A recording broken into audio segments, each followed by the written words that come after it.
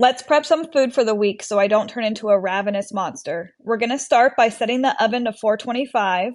Am I the only one that has a specific temperature you always set your oven to? I always do 425 unless I'm following a specific recipe, and it hasn't let me down yet. So I'm going to keep going with 425.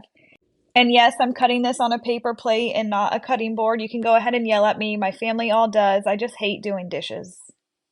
I learned early on in my food prepping career that I like to have ingredients prepped rather than having a meal prep because with ingredients, you can always change the flavor profile of whatever you're feeling that day.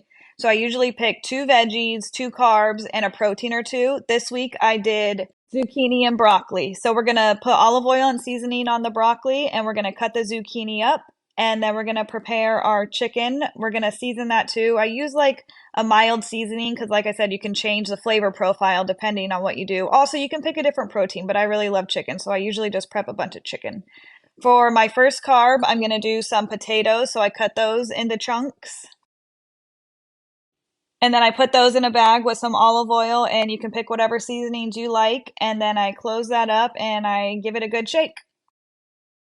And then those usually take about the same amount of time to cook as the chicken, so I go ahead and just put those on the baking sheet with the chicken.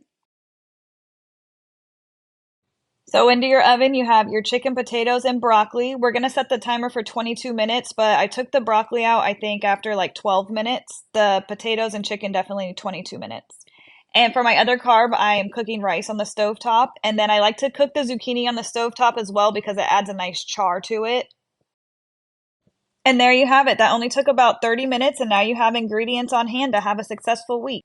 I did also want to add that I try to keep salad ingredients and wraps on hand, so you can always add the cold chicken to those if you want a cold lunch one day.